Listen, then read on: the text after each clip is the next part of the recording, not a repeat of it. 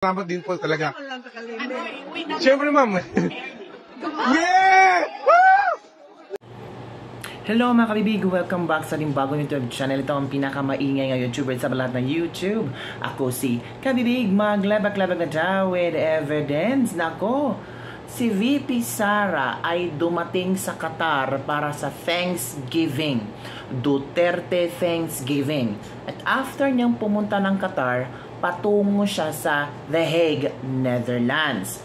Pero, ang mga marites, may napansin silang kakaiba. Kasi kasama ni VP Sara, si Senator Amy Marcos sa Qatar. Ang malaking tanong,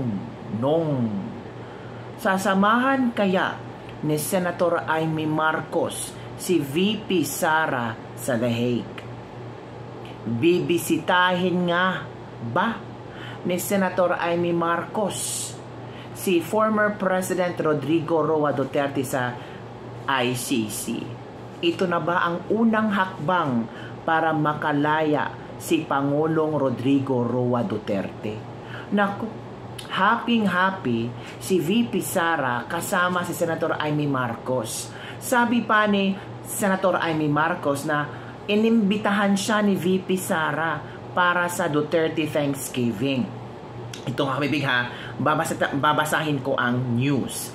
Ibinida ni Senadora Amy Marcos na inimbitahan siya ni Vice President Sara Duterte sa Duterte Thanksgiving sa Doha, Qatar last Tuesday, May 27. So kahapon. Kaya nga nagkagulo, dinumog si VP Sara ng mga kapwa Pilipino natin at kasama na din si Senator Amy Marcos. Parang ramdam ko na yung ibang OFW or mostly yung mga OFW doon ay parang they open their hearts for Amy Marcos. Parang naintindihan nila na itong si Senator Amy Marcos ay kasangga ni VP Sara. Pero sabi nila, wag makampante, delikado ang ahas. Hindi naman ahas si Senator Amy Marcos kasi si Senator Amy Marcos galing sa bibig ni VP Sara ang magpapauwi kay Pangulong Rodrigo Roa Duterte. Baka iyan ang deal ni na Senator Amy Marcos at VP Sara Duterte noong nakaraang eleksyon. Kasi na-shock tayo mga kabibig na biglang inendorso ni VP Sara si Senator Amy Marcos. Knowing alam na natin, magkapatid na Marcos, baka si VP Sara ay nag-alintanang na hindi na niya i-endorse. Kasi Marcos nga eh. Di ba ang Marcos ang siyang naghatid ng kanyang itay sa ICC? At wala tayo narinig ng statement ni Amy Marcos during that time na isinakay si Pangulong Duterte sa aeroplano. So, thinking tayo na hindi manalo si Amy, hindi i-endorso ni VP Sara si Amy Marcos, pero kabibig, nawindang tayong lahat. Kasi, few weeks before the election, ay inendorso ni VP Sara si Amy Marcos. Ito na kaya ang agreement nila na kung manalo si Senator Amy Marcos ay tutulungan or si Senator Amy Marcos ang magpapauwi kay Pangulong Rodrigo Duterte. Ito na. Sa kanyang Facebook post, ibinahagi ni Marcos ang larawan ng pagtitipon sa mga Filipino sa Qatar kasama sina VP Sara at ang ina ni VP Sara na si Elizabeth Zimmerman. Sabi ni Senator Amy Marcos, ako po ay naimbitahan kasama ng ating Vice Presidente Inday Sara Duterte dito sa Qatar para sa isang mahalagang pagsama-sama ng ating mga kababayan. Napakasaya ko ring makasamang muli ang nanay ni Inday, Ma'am Elizabeth Zimmerman.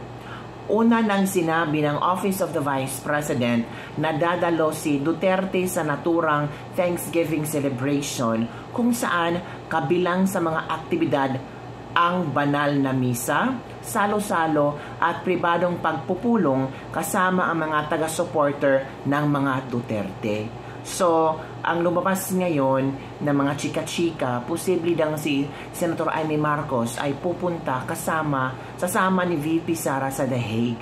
Nandun na yata si Senator Ben Padilla, si Harry Roque. So, kung pupunta si Senator Amy Marcos, dalawang senador at ang ating vice presidente na nandoon. So ano kaya ang posibleng gagawin ni Senator Amy Marcos? Kakausapin ba niya si Pangulong Duterte? O may gagawin siyang agreement or kakausapin niya ang ICC? May power ba ni Senator Amy Marcos na kausapin ng ICC?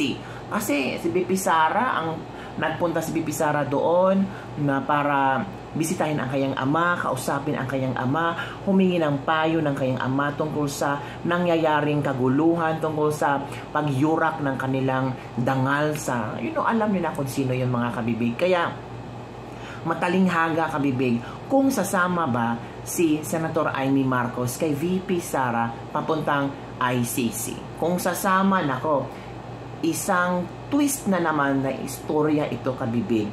At masasagot natin yan later on kung merong update na kasama si Senator Amy Marcos ni VP Sara sa The Hague, Netherlands. Nako, malapit ang impeachment. Malapit na mga ibang senador na ngayon na meron ng mga opinyon tungkol sa impeachment trial ni VP Sara, kung ano man ang kanilang opinyon, pero mostly of them parang ayaw ng impeachment, no? Mas bibigyang tugon nila ang pangailangan ng tao, ang mga programa na kanilang mga plataforma nung sila ay tumakbo.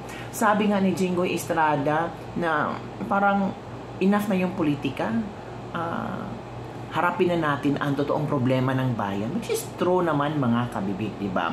So, ito ang mga videos na aking i-share dito ay mga nangyayari sa pagbisita ni VP Sara papunta sa doon sa Qatar kasama ang ating mga Filipino OFWs, kasama ang ina ni VP Sara at si Senator Amy Marcos. Diba ang ganda, no? Senator Amy Marcos, VP Sara. So there's a possibility na si Senator Amy Marcos tatakbong busy ni Inday Sara Duterte. Pwede naman, di ba?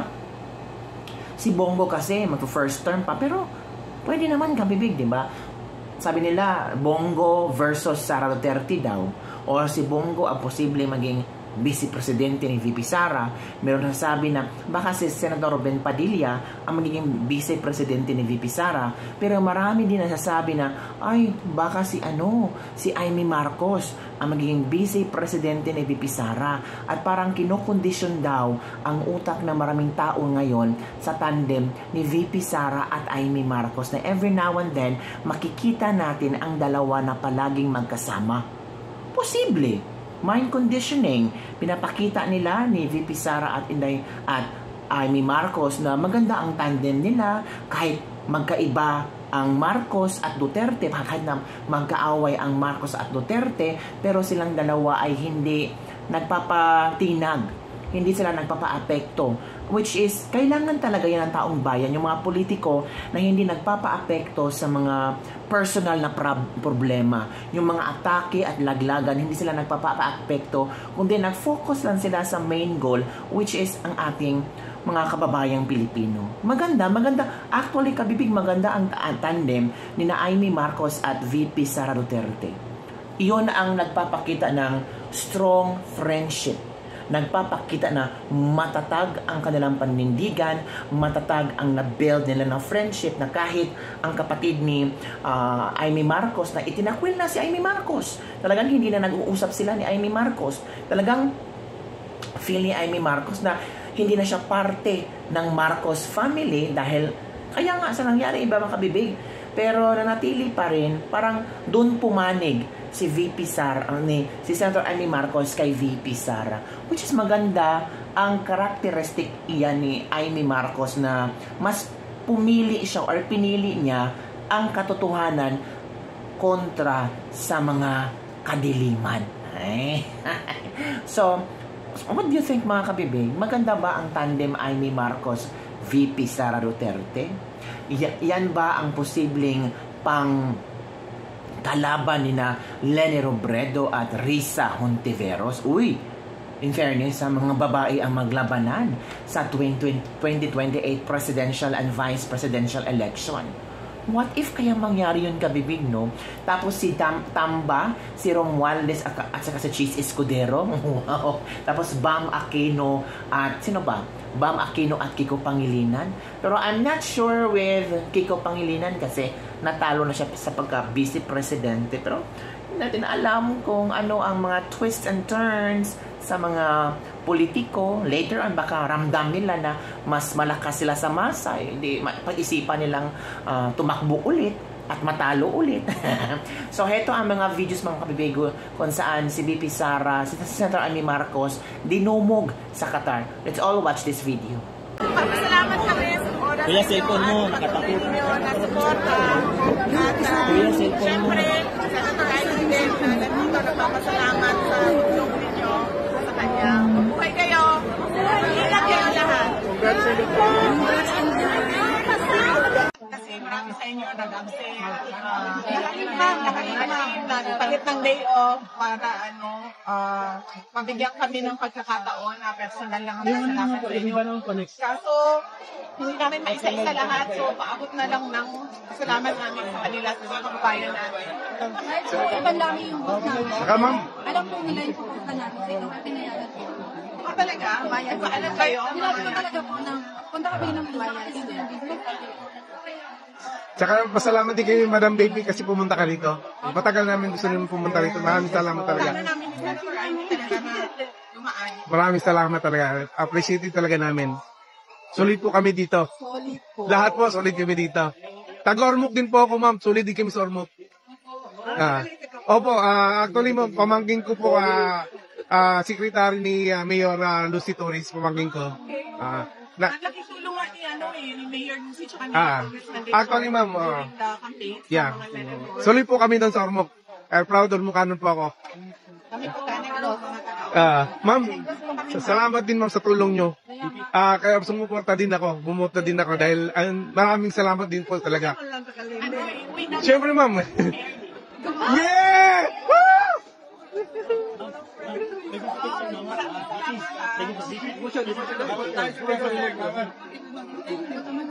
Selfie tayo dito pa ganyan. Nasa palungkot ako. Nasa Ormoc ako nang nabalita nung March 11. Oo ma'am, nakita ko ma'am. Napunta ka sa City Hall ma'am, nakita ko rin ma'am kasi pamangkin ko nandun. Hindi ko maniwala eh. Kita naman. Ha? Kita naman. Kaya nga ma'am eh, solid po kami doon. Ma'am, maraming salamat talaga.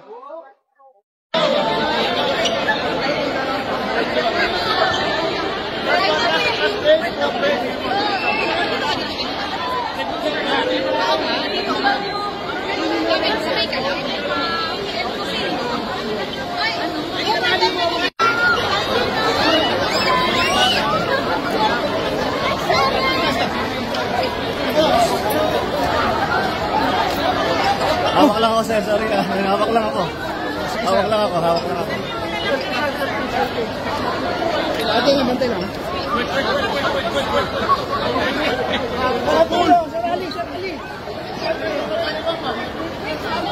Hawak lang ako.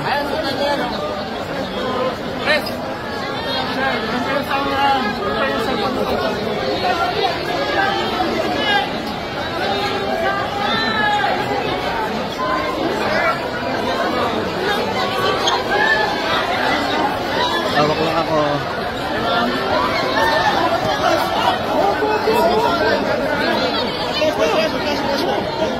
Pull mo ko!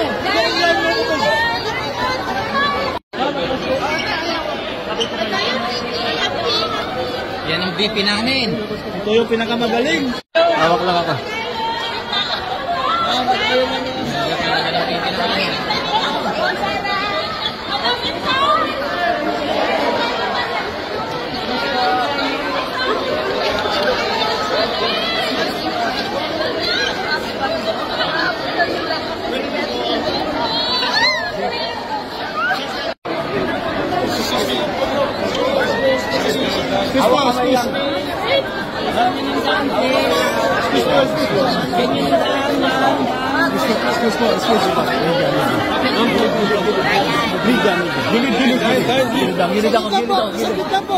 Gilid ako.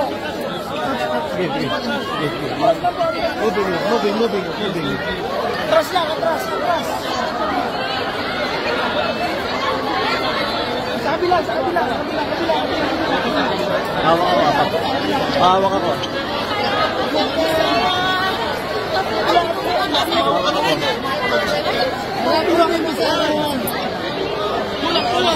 Pull. Hawak lang ako.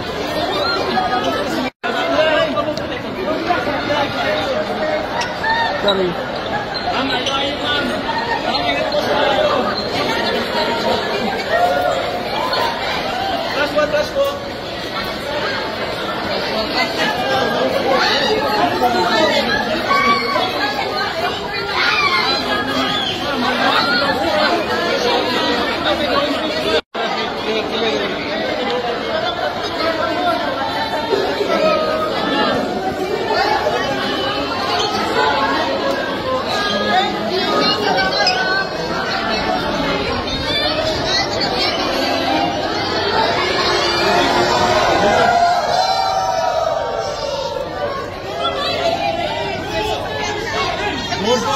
BP, mensahe niyo sa mga kababayan natin. BP, mensahe niyo. Salamat po.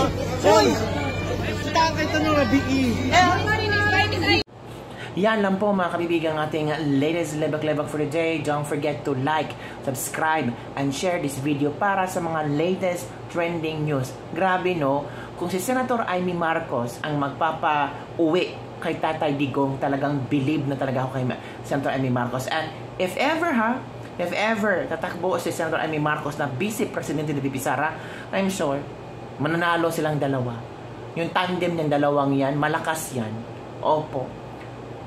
Doon talaga, anong tawag dito? Mararamdaman ng mga Duterte supporters na si Amy Marcos ay hindi traidor, hindi katulad ng kanyang kapatid na budol-budol.